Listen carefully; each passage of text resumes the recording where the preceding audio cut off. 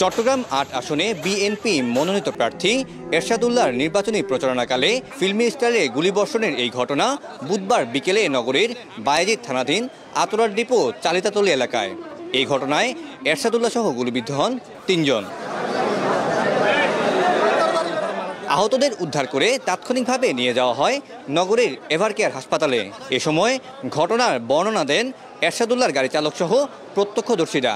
দোকানের পাশে লিফলেট দেওয়ার সময় কে বা কারা পিছন থেকে এসে অতর্কিত হামলা করছে। হেলমেট পরা ছিল তো সবাই, এখানে সবাই দেখতেছি সবার হাতে পিস্তল, সবাই এলোপাতাড়ি গুলি করতেছে। আমি যেটা অবস্থানভাবে ওখানে দেখছি সেখানে হচ্ছে যে ওরা গুলি করতেছে, ককটেল মারতেছে, ফায়ার করছে। গুলিবিদ্ধ হয়ে ঘটনাস্থলে লুটিয়ে পড়েন প্রচারণায় থাকা সরোয়ার হোসেন বাবলা। হাসপাতালে নেয়ার পর তাকে মৃত ঘোষণা করা হয়। এ সময় সরোয়ার হত্যার বিচার দাবি করেন তার স্বজনরা। এরশাদুল্লাহ সাহেব আজকে গণসংযোগ করবে বলে ডিক্লার হয়েছে, তখন ৩ নম্বর ওয়ার্ডের শহীদনগর, নয়াহাট, চালিতাতলী, হাজিপাড়া থেকে কিছু ছেলেবেলা আসছে। তবে গুলিবিদ্ধ এরশাদুল্লাহর অবস্থা আশঙ্কামুক্ত বলে জানিয়েছেন চিকিৎসকরা। এরশাদুল্লাহর উপর হামলার খবরে হাসপাতালে ভিড় করেন নেতাকর্মীরা। হামলাকারীদের খুঁজে বের করে দৃষ্টান্তমূলক শাস্তির দাবি জানান তারা।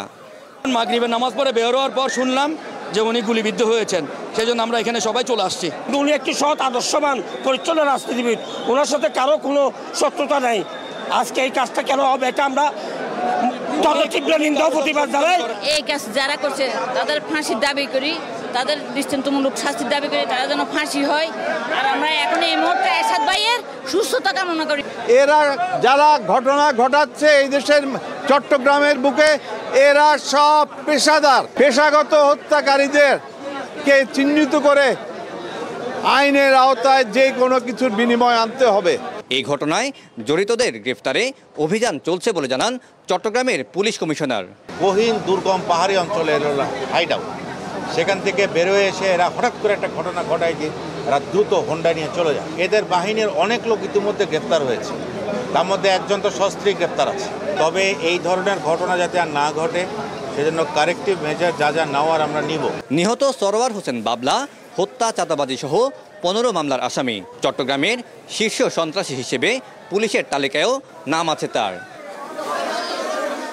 Syed Tamim Mahmud, Star News, Chittagong.